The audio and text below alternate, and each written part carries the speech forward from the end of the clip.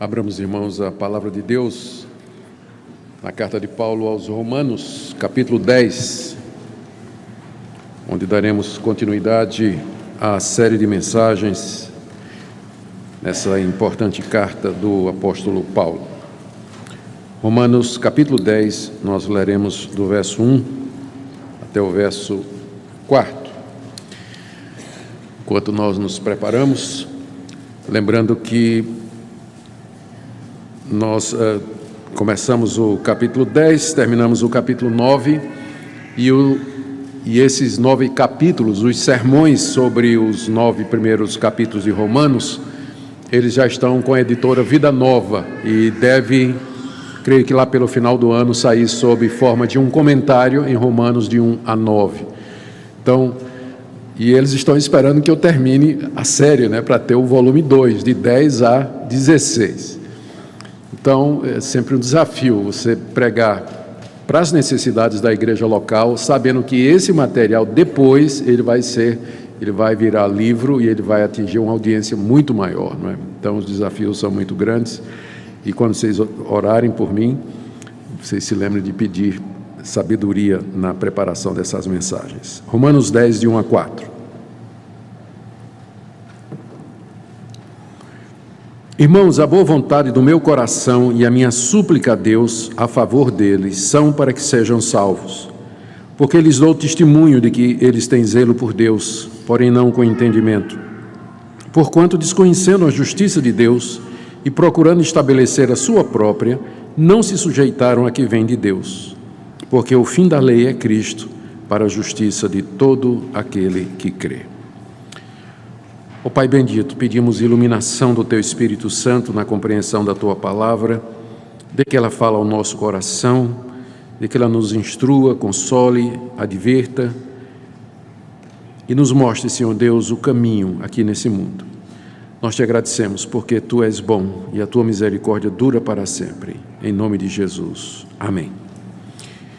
Queridos, nós estamos na 4ª grande divisão da carta de Paulo aos Romanos. A primeira divisão é os capítulos 1 a 3, em que o apóstolo Paulo falou da perdição de toda a raça humana, não somente dos gentios, capítulo 1, mas também dos judeus, capítulo 2, e finalmente de todos, até metade do capítulo 3. Na segunda parte, que vai do capítulo 3 até o 5, Paulo falou de que maneira os judeus e gentios podem ser justificados dos seus pecados diante de Deus, como é que eles podem ser salvos. E o caminho é mediante a fé em Jesus Cristo. Deus perdoa, justifica gratuitamente judeus e gentios mediante o sacrifício do seu Filho na cruz do Calvário. O sangue de Jesus é a base da propiciação ou do pagamento pelos nossos pecados. Na terceira parte, capítulos de 6 a 8, Paulo falou a respeito de como estes que foram justificados pela fé em Cristo devem viver. É uma parte que fala sobre a santificação. No capítulo 6, Paulo fala de como nós somos livres do pecado. No capítulo 7, ele fala de como somos livres da lei. E no capítulo 8, ele fala da vida no Espírito.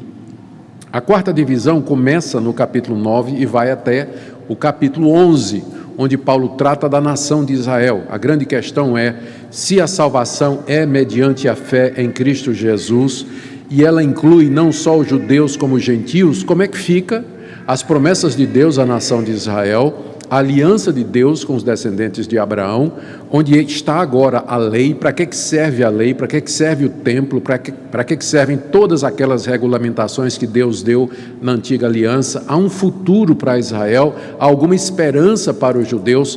Paulo trata disso nos capítulos 9, 10 e 11.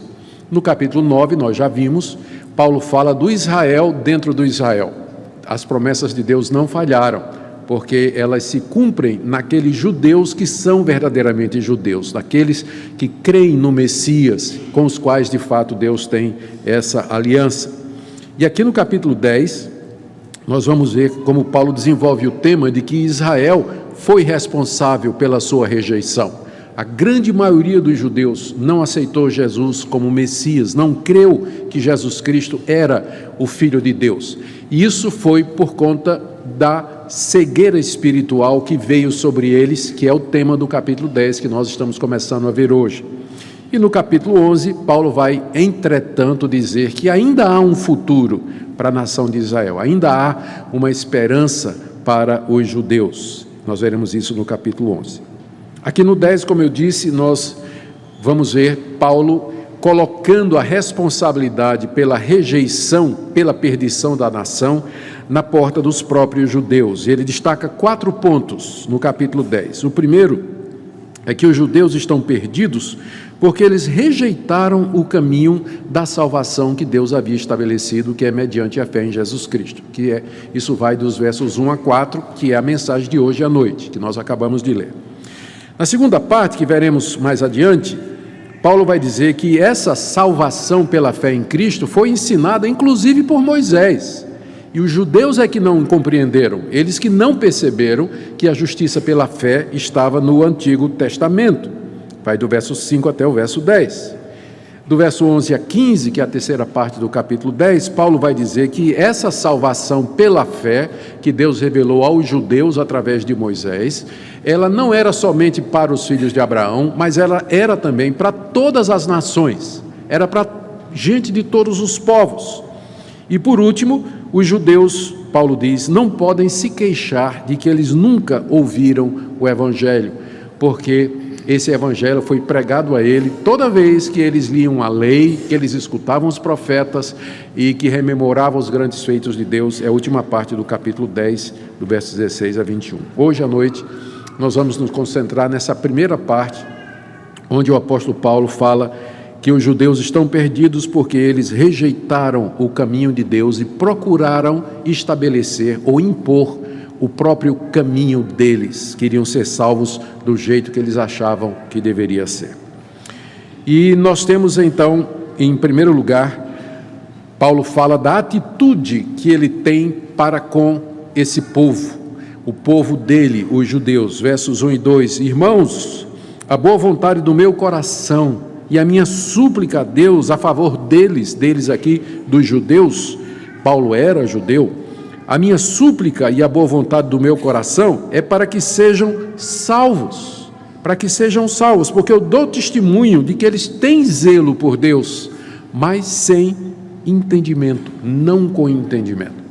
Aqui o apóstolo Paulo está dizendo que o que ele sente pelos judeus o coração dele tem essa boa vontade, essa benevolência para com os judeus, e que ele ora pela salvação dos seus compatriotas.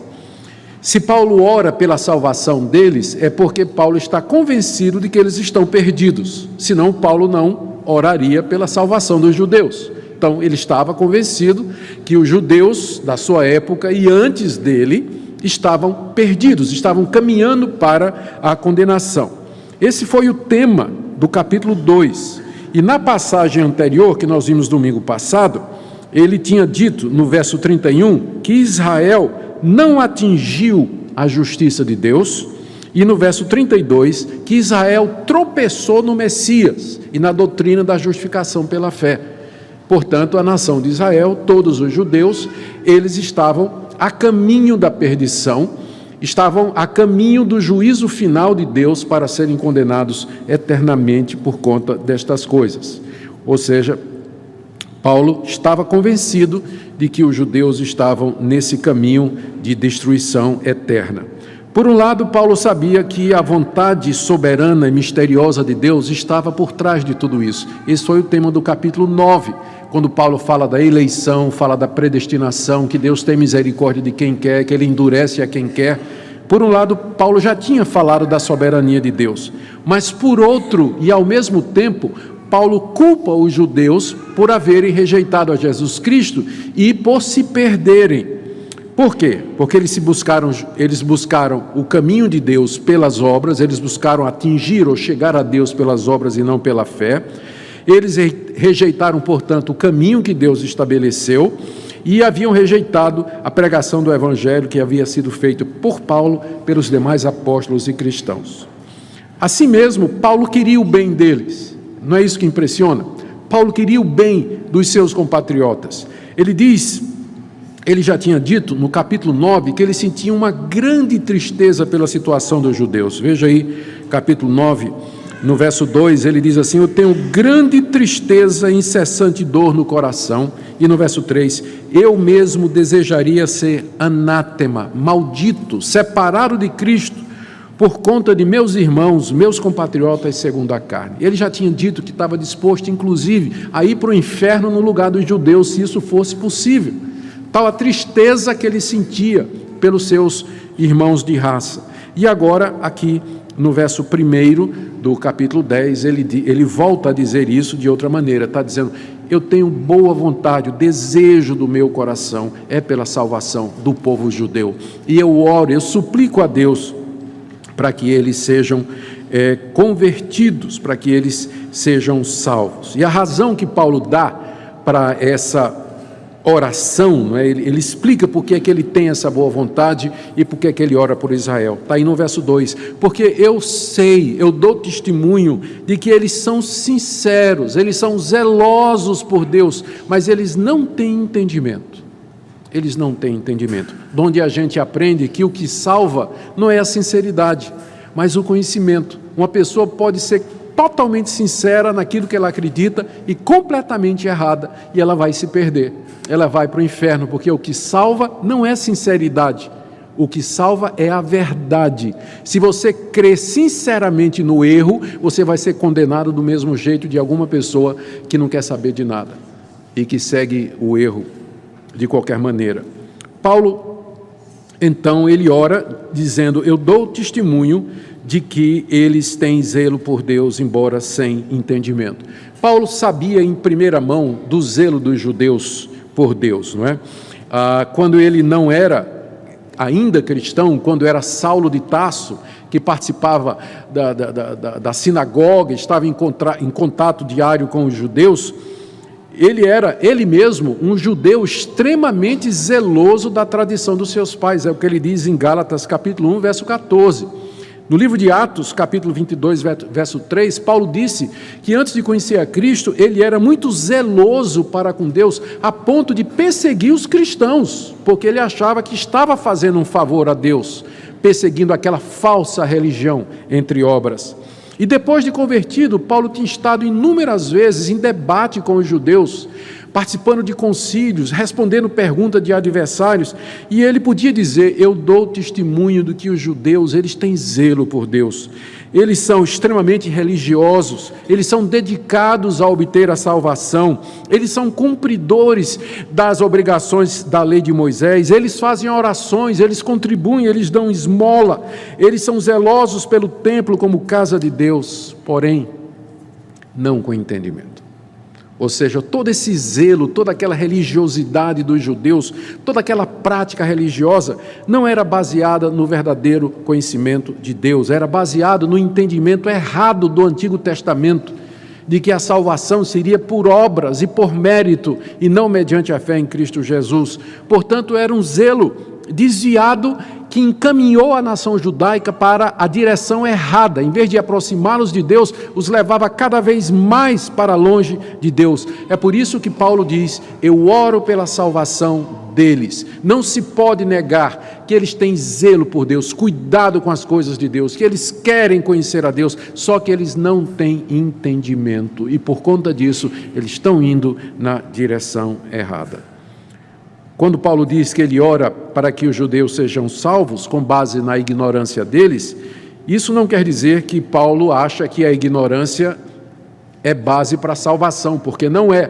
Se fosse, ele não estava orando pela salvação dos judeus. O que ele quer dizer é que, mesmo sabendo que somente os judeus que foram eleitos por Deus haveriam de conhecer a verdade, ele ainda assim orava pela salvação do seu povo, para que os judeus se arrependessem e crescem no Messias Jesus Cristo, e assim eles fossem salvos.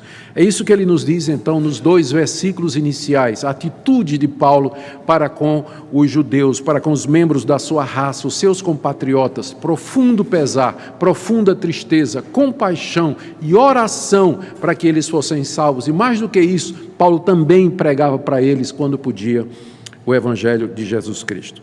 Nos versos 3 e 4, Paulo explica mais o que ele quer dizer com a falta de entendimento dos judeus. Verso 3 e 4, porquanto, desconhecendo a justiça de Deus e procurando estabelecer a sua própria, não se sujeitaram a que vem de Deus, porque o fim da lei é Cristo, para a justiça de todo aquele que crê. O que Paulo ensina aqui nesses versículos é simples e fácil de seguir.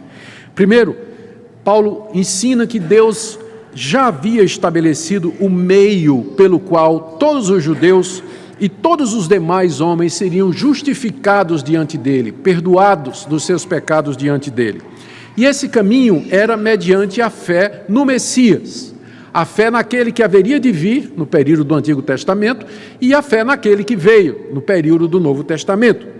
E Deus revelou esse caminho na antiga aliança, revelou a Abraão, revelou a Moisés, revelou aos profetas. O Antigo Testamento todo fala a respeito da salvação pela fé no Messias. Mas, em segundo lugar, os judeus, nas palavras de Paulo aqui do verso 3, eles desconheceram a justiça de Deus. Desconheceram esse caminho pelo qual Deus estabeleceu a salvação do homem.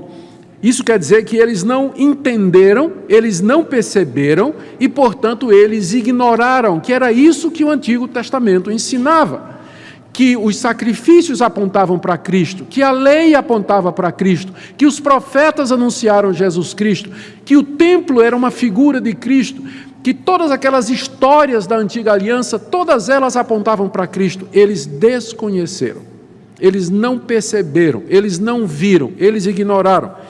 E a causa, em terceiro lugar, é que eles, por que eles não viram? Essa é a pergunta, né? Por que eles não viram? Se estava lá, se estava diante deles, se eles cresceram com aquilo, né? Se todo sábado eles liam a lei na sinagoga, por que eles não viram isso aqui? E a resposta de Paulo, que está aí no verso 3, é que eles procuraram estabelecer a sua própria justiça. Eles procuraram estabelecer a sua própria justiça, ou seja, eles tentaram conseguir a salvação através da sua justiça própria. Em vez de aceitar a justiça que vem de Deus em Cristo Jesus, eles disseram: não, nós queremos nos justificar mediante a nossa própria justiça, pelas coisas que nós fazemos, pelos nossos méritos, pelo cumprimento da lei. E o zelo que eles tinham, então, era para obter aquela justificação mediante os esforços. E isso cegou os olhos dos judeus. Eles não viram, eles ficaram cegos espiritualmente, eles não perceberam que Cristo estava anunciado ali na antiga aliança. Que Cristo é o centro de tudo que é dito no Antigo Testamento. E aí, como consequência, quarto ponto, está aí no verso 3 ainda, eles não se sujeitaram a justiça que Deus havia estabelecido. Fácil a sequência. Deus estabeleceu salvação mediante Jesus. Os judeus disseram: nós queremos impor o nosso próprio caminho. Nós vamos ser salvos pelo caminho que nós achamos. Como resultado, eles desconheceram, ignoraram o caminho de Deus e, mais em seguida, eles rejeitaram a justiça de Deus e não se sujeitaram, são palavras de Paulo aqui, no final do verso 3, eles não se sujeitaram à justiça que Deus havia estabelecido. Ou seja, na verdade, apesar de toda a religiosidade, ela era fruto não da verdadeira fé e do amor a Deus, mas era fruto da rebelião do coração carnal deles. Era fruto da revolta, fruto da arrogância. Criaram uma religião que não era aquela que Deus revelou à nação de Israel. Eles se tornaram legalistas, moralistas, farisaicos, hipócritas, como Jesus denunciou, e, portanto, absolutamente fora e longe dos caminhos de Deus. E qual é a evidência ou prova que Paulo dava de que era isso que tinha acontecido? Ele diz isso no verso 4. No verso 3 ele diz: eles desconheceram a justiça de Deus, procuraram estabelecer a sua própria justiça e não se sujeitaram à justiça de Deus. Qual é a prova que você tem disso, Paulo? Verso 4. Porque o fim da lei, na qual eles tanto se gloriam, é Cristo, para a justiça de todo aquele que crê. O verso 4 explica o verso 3. Por que Paulo estava tão seguro de que os judeus de fato haviam rejeitado a justiça de Deus? É porque o fim da lei, o propósito da lei que Deus deu à nação de Israel é a pessoa de Cristo. Como os judeus rejeitaram, isso significa que eles não se sujeitaram. O caminho é Cristo para a justiça de todo aquele que crê. Dava para ver porque é que os judeus estavam errados, porque eles rejeitaram a Jesus Cristo, que era o Filho de Deus, enviado por Deus para ser o Salvador. Eles não somente o rejeitaram, mas rejeitaram os seus discípulos, os apóstolos, a pregação dos cristãos, perseguiram, mataram muitos, não foram poucos. Então era evidente para Paulo. Essa passagem aqui no verso 4, ela precisa de uma atenção maior nossa. Paulo diz aqui que o fim da lei é Cristo para a justiça de todo aquele que crê. A palavra fim que Paulo usa aqui, ela tem basicamente dois significados na língua grega. Primeiro, ela significa alvo. Então, se é esse o sentido que Paulo está usando aqui, o que ele está dizendo, porque o alvo da lei, o propósito da lei, a intenção da lei é Cristo, para justificar todo aquele que crê. Ou seja, Deus deu a lei para que levasse as pessoas a crer em Cristo. Como os judeus não creem em Jesus Cristo, eles perderam o significado da lei, eles erraram a justiça de Deus, eles ignoraram e não se sujeitaram. Ou então, a palavra fim pode significar término, e nesse caso o sentido seria esse, porque a lei termina com Cristo, a lei vigorou até Cristo, Cristo chegou, cumpriu a lei, portanto a lei não tem mais validade, ou seja, quando os judeus estão insistindo em guardar a lei de Moisés para ser salvo, eles estão insistindo num caminho já passado, já ultrapassado, a lei já não está mais em vigor, porque quando Cristo veio, ele cumpriu a lei completamente. Os estudiosos, eles não chegam num acordo para saber qual é o sentido aqui. Você vai encontrar gente boa defendendo tanto lei como alvo, como lei como término, né? A palavra fim como alvo ou a palavra fim como término. Mas a gente não precisa excluir um em favor do outro. Eu acho que a resposta é uma combinação das duas coisas. Porque a lei, ela sendo, o propósito da lei sendo apontar para Jesus Cristo, que Cristo é o cumprimento da lei, que ele satisfez as exigências da lei, que ele pagou a culpa que a lei cobra do pecador, com isso ele dá fim ao poder da lei na vida de todo aquele que crê. Nós não estamos mais condenados pela lei. Nós não somos mais obrigados a guardar a lei como caminho de salvação. E nos dois sentidos, o resumo é esse. Em Cristo Jesus, a lei se cumpre plenamente, portanto, ela não tem mais poder sobre a vida daquele que está em Cristo Jesus. A lei não pode mais me condenar, ela não pode mais me considerar culpado, ela não pode mais me mandar para o inferno, porque em Cristo Jesus ela foi plenamente cumprida. E o que é que nós podemos aprender com tudo isso? Paulo ora pelos judeus porque eles estão perdidos. Eles estão perdidos porque eles quiseram ser salvos do jeito que eles queriam. Eles não aceitaram o caminho de Deus. Como resultado, rejeitaram o caminho de Deus e quando Cristo veio, eles perseguiram, rejeitaram, mataram a Jesus Cristo e depois perseguiram os discípulos de Jesus Cristo.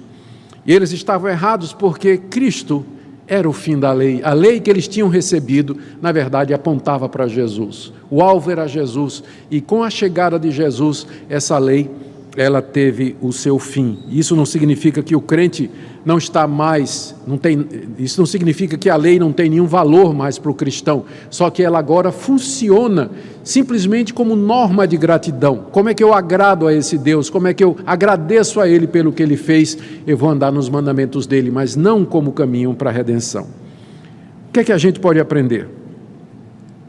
Eu trouxe algumas lições para nós nessa noite. A primeira é que nossa atitude com relação aos homens não deve ser governada pelo conselho secreto de Deus ou por sua vontade oculta e misteriosa.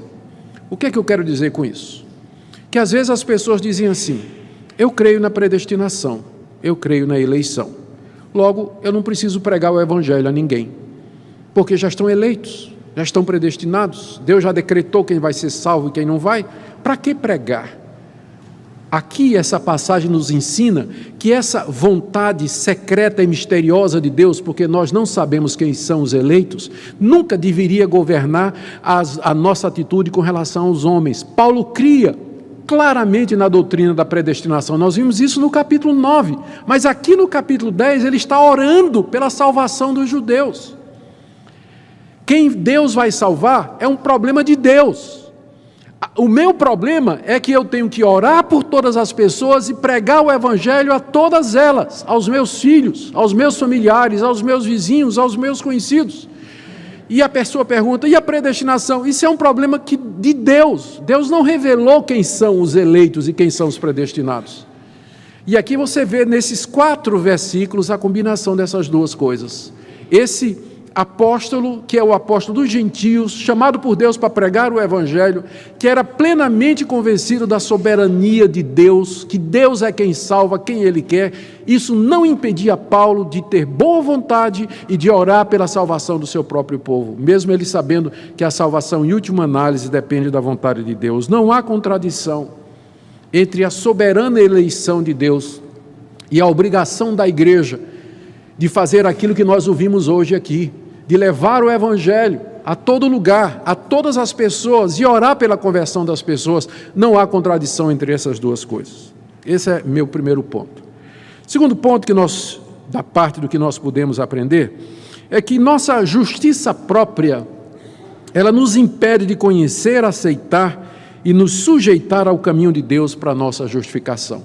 Por que os judeus não entenderam que Cristo era o fim da lei para todo aquele que crê? Estava lá, na lei de Moisés, estava lá nos Salmos. Nós acabamos na devocional, na leitura da Bíblia hoje, Salmo 55, né? Cristo está ali.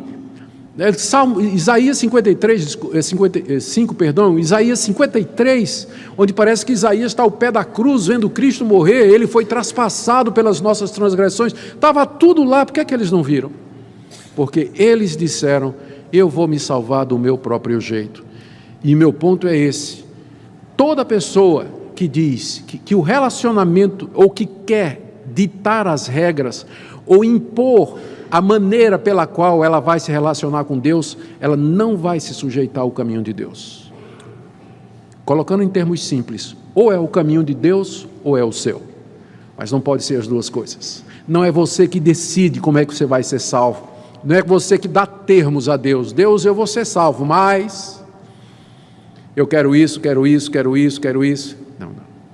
Você não pode estabelecer os termos da sua salvação. É Deus que estabelece. Ou você aceita, ou você vai seguir uma religião que você inventa, como os judeus fizeram, e o resultado vai ser a perdição, porque só tem uma religião que salva, que é aquela que Deus revelou nas Escrituras.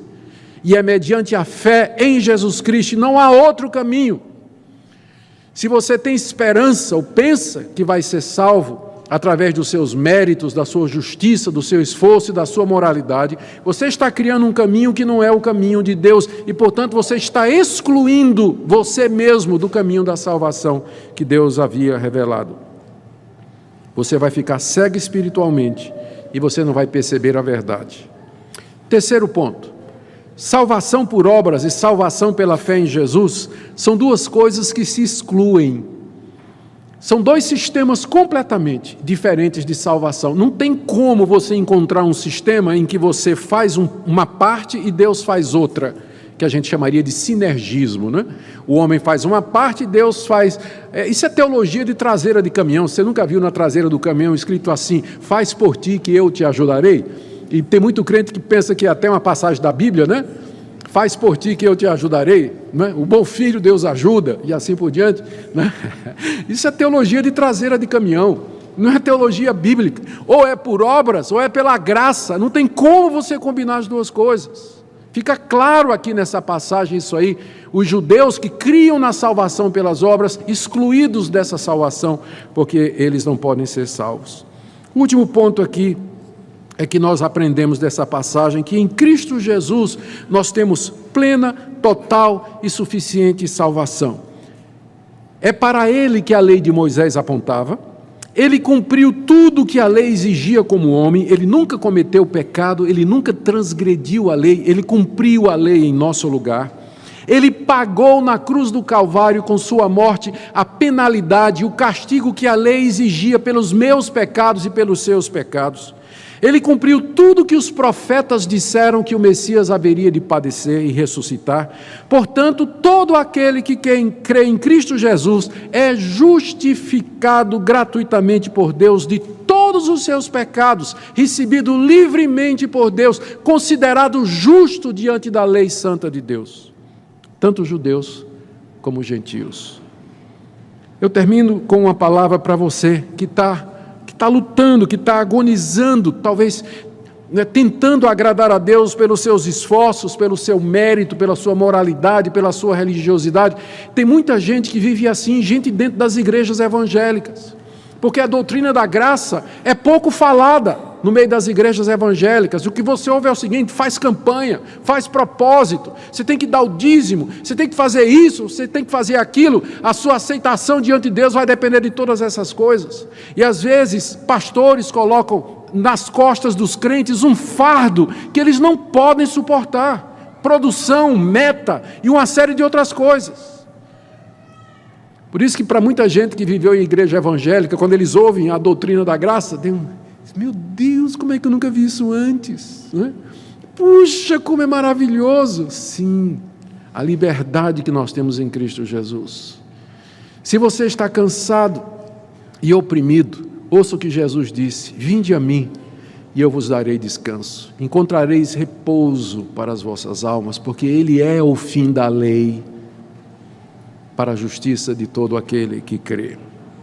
Talvez você não acredita que Deus possa perdoá-lo depois de todos os erros que você cometeu, de repetidos vícios, de pecados acumulados durante anos. Eu queria que você nessa noite entendesse que Cristo é o fim da lei para a justiça de todo aquele que crê, que mediante a fé em Jesus Cristo os seus pecados são perdoados, não importa quão grandes eles sejam, quantas vezes eles foram cometidos, mas o perdão é completo e verdadeiro. E minha última palavra é para você que às vezes luta para orar. Já encontrei queridos irmãos assim, que não conseguem orar, porque ficam pensando: para que orar se Deus já sabe? Para que orar se Deus já determinou e se Deus decretou todas as coisas? Veja como não há contradição, essas coisas, elas andam juntas. Na hora de você orar, a última coisa que você vai pensar é sobre a doutrina da soberania de Deus. Você vai orar pensando na sua responsabilidade, no privilégio que Deus lhe dá de interceder pelos outros, pedir pela salvação dos outros, salvação dos seus familiares, e deixa a resposta nas mãos de Deus, porque Ele não nos revelou a lista dos eleitos, portanto nós devemos orar e pedir por todos. Que Deus abençoe a cada um de vocês, queridos, nessa noite, que essa palavra seja uma palavra de libertação, de encorajamento para você amar o Senhor Jesus mais e mais, e dedicar-se a Ele, e descansar e aprender o que significa tomar sobre si o jugo de Cristo, que é leve e suave, porque Ele é o fim da lei para a justiça de todo aquele que crê.